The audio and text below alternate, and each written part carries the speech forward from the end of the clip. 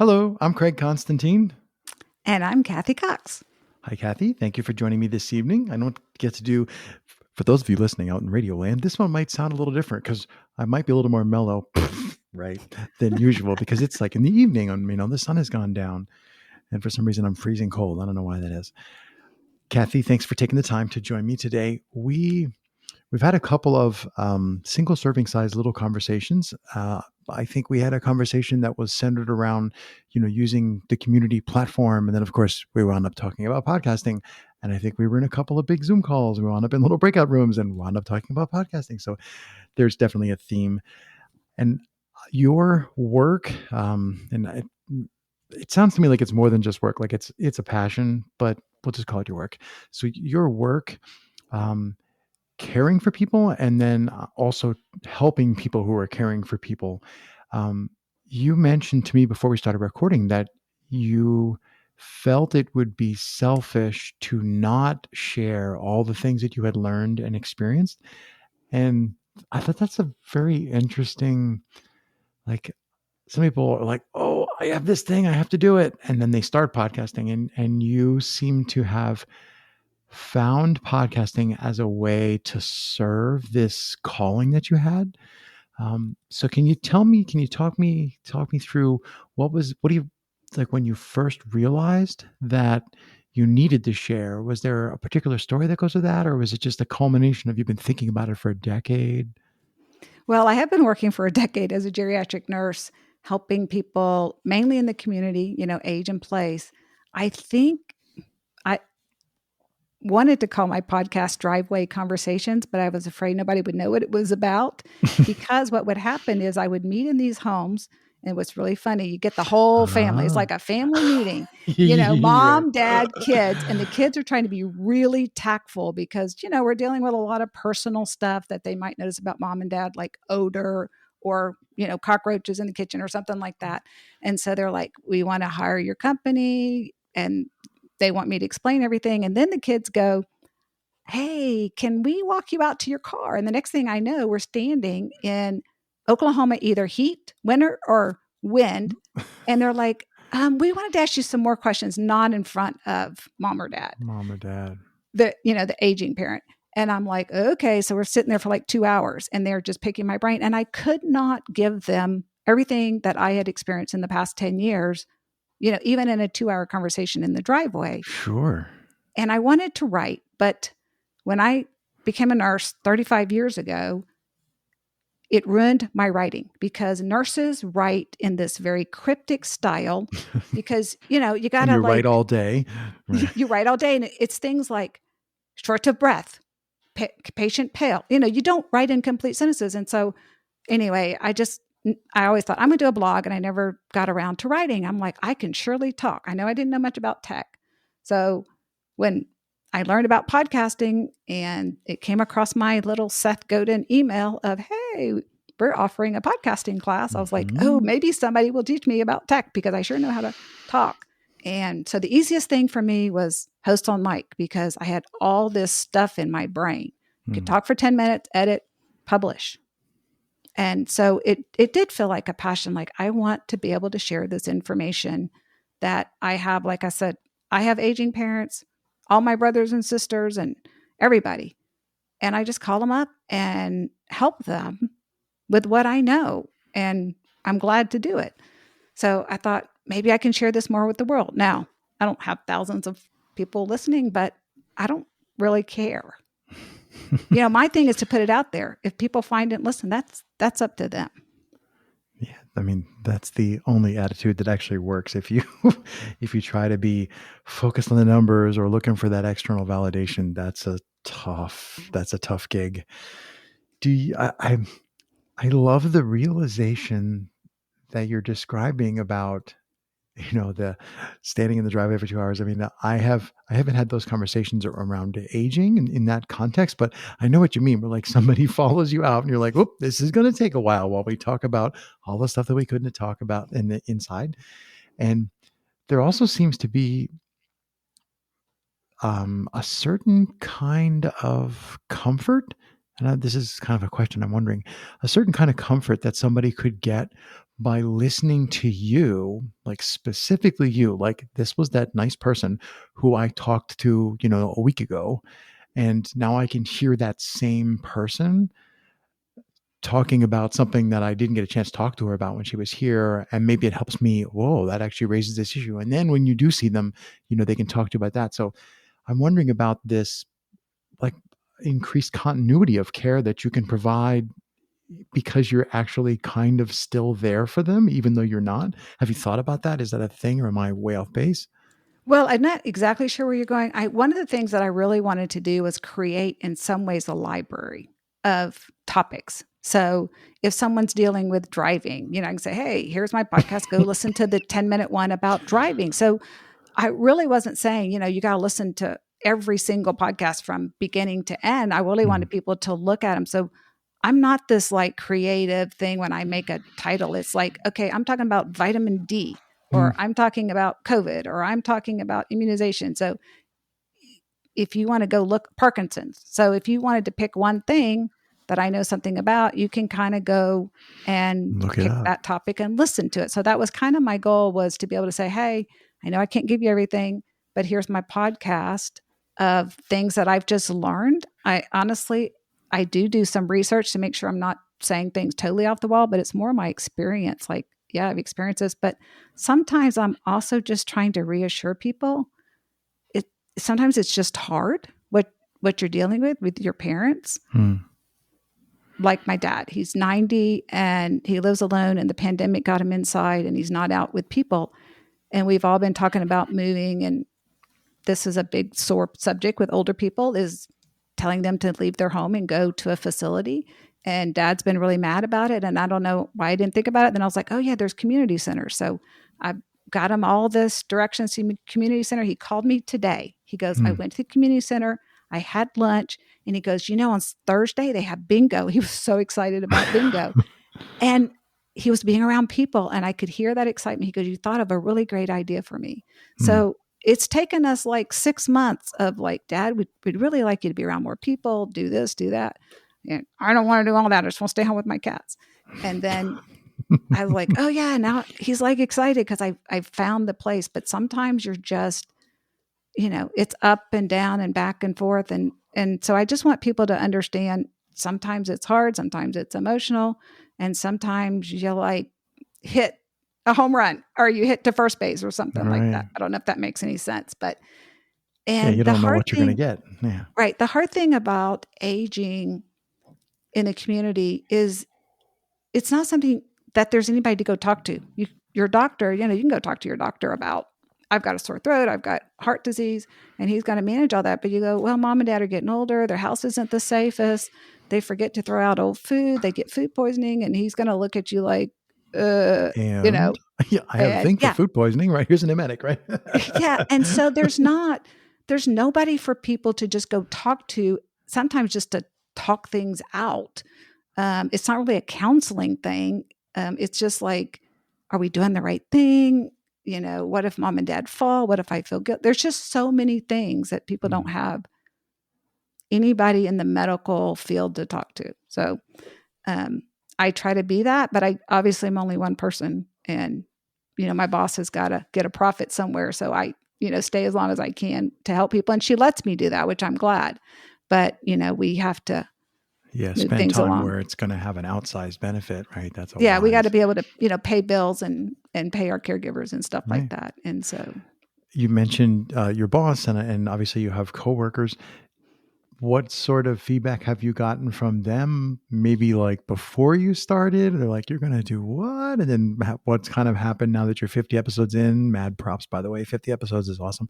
Um, what's the feedback journey been like for you from start through where you are now? well, the funny thing, they've listened to a few of them. They haven't always listened to all of them. I asked one girl, I was like, "What are you listening to?" She goes, "Well, I'm listening to drama mystery." I said, "You're not listening to my podcast." Well, They to be know. fair, different people, like some people want entertainment, Right. and what you're doing isn't really meant to, but yes, I know what you mean. It's like, oh, I kind of thought this was team me, and you guys are all not listening. Okay, fine. Right. Yeah. So I think they've listened to a few here and there. I mean, everyone's excited, like, oh, that's great. Go do it. I'm kind of one of those jump in, get stuff done type person. I don't think that it surprises them. I would jump in and do something because Hmm. I kind of came in and reorganized a lot of stuff in the office. It's, a small family operated business. So, Hmm. it's like, oh, I'm doing this. And they're like, okay, that's good.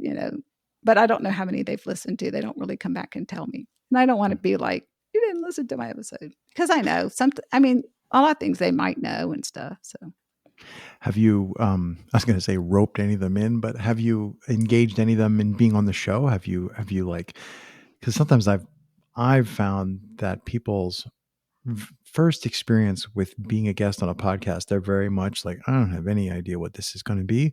And I prefer to do recording in person. And when I get a chance to sit down with them and we have fun and we point some mics and we hit record and then we still have fun and then we're done and they're like, wow, that was kind of fun. Sometimes it just takes that one good experience to suddenly find you have a new ally. And I'm just wondering if you've had any of them on the show or if you're trying to line them up or you have somebody who's maybe the guinea pig to go next. Or I haven't. The only one, my boss is the administrator. And then, like we have HR. So it's not, they don't always relate to everything. One's doing scheduling, one's doing HR. And so, and I just started doing, I think I told you before we started recording, I was doing host on mic because that was the easiest thing for me at first. And then as I kind of was ready to branch out and just start doing interviews, I've only done like 5 and I don't have any travel gear yet. So I haven't asked them. I have thought about talking to my administrator, but I don't know if they would do it or not. I got to figure out what I would talk about that would relate rather than just the running of the business is what we do so much in the office. Does that make sense? Whether it yeah, would it makes really perfect sense. relate. I was just thinking, I don't know. I don't work in that industry, but I'm wondering the people that you guys are serving, they might be really interested in knowing, oh yeah, I've heard that name. Like I've, gotten a voicemail from Bob in HR or from so and so in scheduling. They might actually enjoy hearing just a personal conversation with the people that they've never had a chance to talk to. So they might not be super interested in HR, but they might be interested in hearing the person who makes all of that stuff work. I'm just guessing. It might be something to ask the people that you serve when you're out, in the field, because that might be not might be that'd be a very different thing to put in your show. The personal stories of the people who are doing the work. That might or might not be interesting. I don't know. Well, it might be interesting just because it's funny because people think that we just have this room full of caregivers just waiting for them to call Yeah, us. they sit on shelves like dolls, right? You Yeah. pull them down, you plug in the rechargeable battery, wind your cup, off goes Kathy. Yeah, let me help Yeah. you. And so it is kind of funny. I'm the only nurse, so, we've got a couple people in the office and then caregivers who go out in the field and stuff. So I'm still, like I said, on the interview process. I've interviewed a few experts, a family member. I have a possible care person who's being cared for that I might interview that's written a book. I try to get any books I can that anybody that's written over 70 because I just find it fascinating, even if the book's not all that great, just that they at 70 decided to write a book. I just think that's Mm. interesting. So Any, I'm going to say any surprising insights after having interviewed people so far? Like what's been the thing that surprised you the most? I think what surprised me is I just learned to listen and I try to have questions and I never use them. Everybody learns that pretty quick. Yeah, that's the thing. I was like, "Oh, I haven't used any of these questions, and I'm just listening." It's just been, like I said, a different process that I'm Mm. doing, and so I'm trying to figure it out. I do have a group that there's 6 of us that we get together every 2 weeks, and we review 2 podcasts a week. So, I've been putting my interviews out there and getting feedback from them as far as maybe ways Nice. to improve and stuff like that. But it is definitely all over the place a little bit for me. And so I feel like I'm in this learning phase, but I really liked when I interviewed a family member just because you caught a lot more of the emotion. And I wanted in that one more just to say, what you're feeling or what you're going through is you're not the only one going through it. And I think so many times, especially something like dementia, people get embarrassed about their family members having that and they don't really want to talk about it, or maybe they don't want to take them in public. And so I think it is one that people can get kind of lonely, or you end up just being homebound with the person you're caring for because you don't have any way to get out, to Mm, sort of be like, you're not alone. The stories I hear, I'm not saying that that person's story isn't unique to that person, but their emotions that they're going through are pretty much what a lot of people are going through mm. when they're dealing with their older person beginning to have some disability issues, whether it's physical or mental decline. So many choices. When I pause, it's not because I have nothing to. I'm just like, oh, I'm watching the clock tick. Do you find that? So you've been doing this basic work, this type of work for 10 years now. Do you not get? How do you keep from going? Oh yes, it's this problem again. Like if you're having these conversations in the driveway, or you ring the doorbell and they open the door. How do you not fall into having a standardized reaction after all this time? To, yep, yep. This is dementia. This is what somebody like. You start seeing patterns. How do you manage to maintain your, not your objectivity, but like your perspective, and to still show up with an open heart and like, pour yourself into this particular spot, this particular job right here, this family, this house? This might sound kind of cold. My mom said I was the only one in the family that could be a nurse because I was really sad when the pets were sick. And then when they died, I just moved on. It's like I can be empathetic, but I don't, like, it doesn't tear me apart emotionally, if that makes any Mm. sense. Yes, no, But that's a um, skill. that's, Yes. yeah. But the other thing when I go in there is every family is still a little different. I'm putting on a hat. Sometimes I'm sitting down with a pad and I'm like, okay, this is what I know. This is what we can do. But then here's some other resources they don't even know anything about. So I'm like giving them homework, Yeah, and you're everyone's a little unrelated. different. Right. Yeah. Everyone's a little different. Like I said, for my dad, it's working out that he's going to a senior center. Someone else, they may go to a daycare center. Someone else, they may bring help in home. So all of them are a little bit different.